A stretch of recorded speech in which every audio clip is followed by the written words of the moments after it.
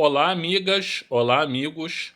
Aqui é o Luiz Felipe Chateaubriand e eu queria falar hoje sobre o Igor do Flow. Bom, o Flow é um canal do YouTube aqui muito conhecido, muito prestigiado. O Igor é o dono do canal e apresentador, né?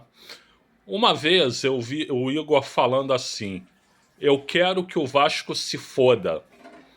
Foi isso que ele falou. O Igor é um notório flamenguista, né? E ele quis xingar o rival. Mas, Igor, deixa eu te dizer uma coisa. O Vasco da Gama é o clube que primeiro no Brasil, pioneiro no Brasil a conquistar título importante com jogadores negros, pardos, mulatos, né? Em 1923, o Campeonato Carioca. O Vasco da Gama, em 1927, construiu São Januário com dinheiro de contribuições de torcedores. São Januário era então o maior estádio de futebol da América Latina. O Vasco da Gama, no final dos anos 1940 e início dos anos 1950, ele tinha um time chamado Expresso da Vitória, que marcou história no futebol brasileiro. Esse time ele era a base da seleção brasileira. Mais da metade dos titulares da seleção brasileira era do Expresso da Vitória, do Vasco.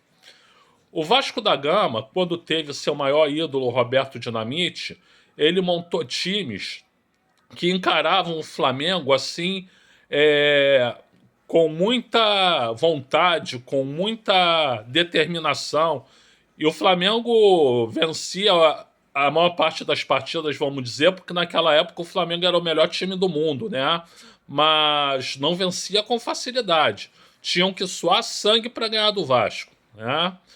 O Vasco, no final dos anos 1980, início dos anos 90, ele tinha tantos jogadores da seleção brasileira que o apelido do time era Sele Vasco. Nós estávamos falando da Sele Vasco.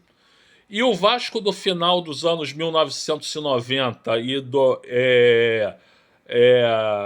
início dos anos 2000, ele era um clube que ganhou em 4 anos, entre 1997 e 2000, 2 títulos de campeão brasileiro e um título de campeão da Libertadores da América. Aliás, o Expresso da Vitória, que eu falei ali atrás, ele também já tinha sido o primeiro campeão sul-americano em 1948. Então, Igor, eu sugiro que você respeite o Vasco da Gama. O Vasco da Gama merece respeito. As últimas 2 décadas não têm sido boas pro Vasco da Gama porque um ex-presidente chamado Eurico Miranda destruiu o clube. Mas o Vasco tem história. O Vasco é contra tudo e contra todos. Um abraço, amigas, um abraço, amigos.